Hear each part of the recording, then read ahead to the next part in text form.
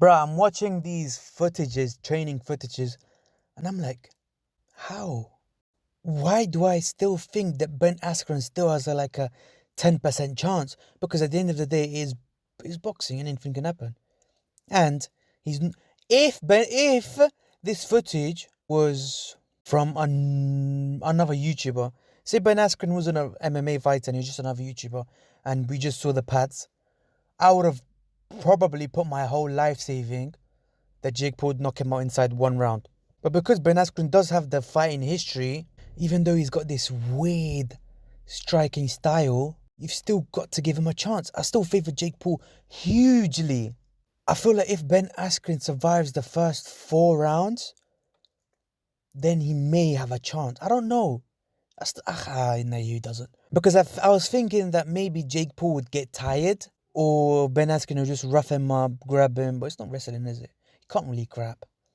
You just tie him up. You try to tie him up. But Ben Askren's got no head movement. I feel like Ben Askren will be coming forward. He'll have no head movement. But Jake Paul will be punching his face constantly. And yes, people are saying Ben Askren does have a good chin. But with 10-ounce gloves on, I don't think he'll do like a one-punch KO. Jake Paul, I'm talking about. But if you keep landing on the face that many times, your opponent will get hurt and dropped. And worst case scenario, the ref will stop it. So that's how I see the fight going. I feel like Jake isn't going to rush in. He's probably going to see how Ben fights or if he's any good. He's going to try and box him, land a few shots. And if Ben Askren is as tough and durable as they say, then he'll survive a few rounds. Because Jake Paul isn't this killing machine that some people, like True Geordie or some other people, are trying to say that he is. He's a decent fighter, but he's not this killing machine. Watch the Anderson Gibb fight again. He was running. He hit Gibb with counter punches. Gibb was off balance. Gibb was doing well in the first 30 seconds. Well done, Gibb. You did well for 30 seconds. And then Jake landed a jab that Gibb was off balance and he's kind of stumbled backwards. Yeah, Gibb stumbled.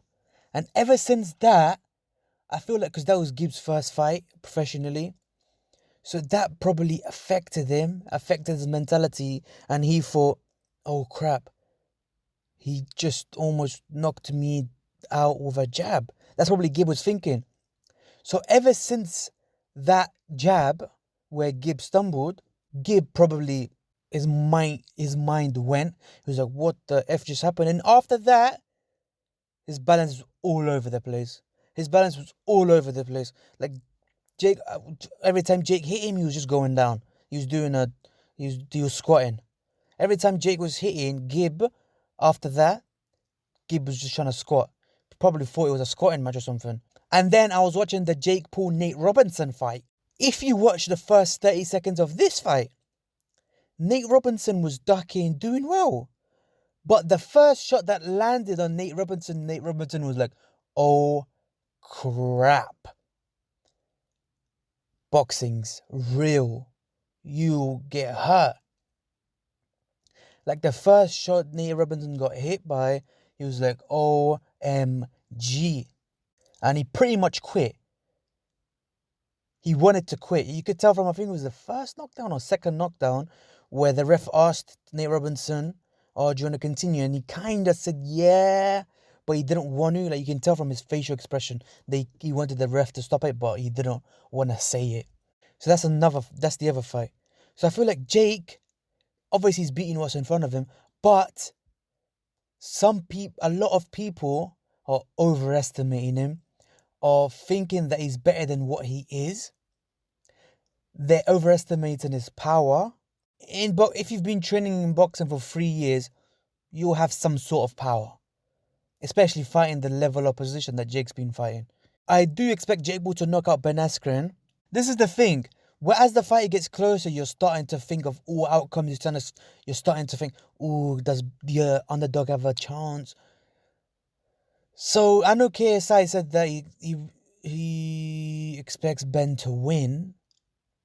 I feel like this is wishful thinking because KSI knows boxing. Like, he must have seen Ben strike. That guy can't strike. He can't punch.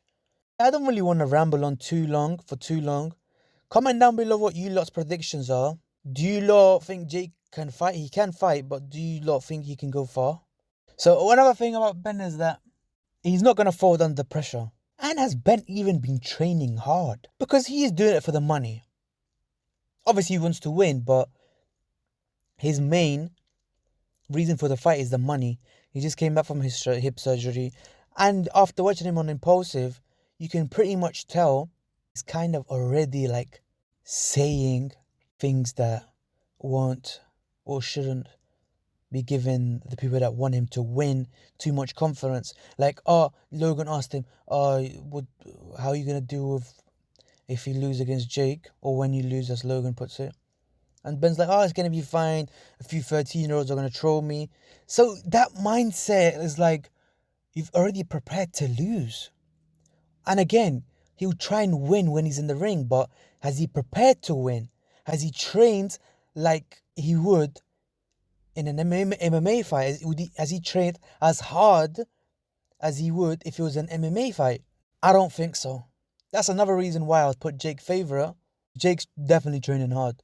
But Ben did make some really good points that Jake hasn't really been hit. And Jake hasn't, but to be honest, like, Ben needs to start throwing his punches now so it lands this Saturday. Like, he needs to start throwing his punches now so it lands on Saturday. So yeah, I don't really want to ramble on too much. Comment down below you lot's prediction. Subscribe and peace.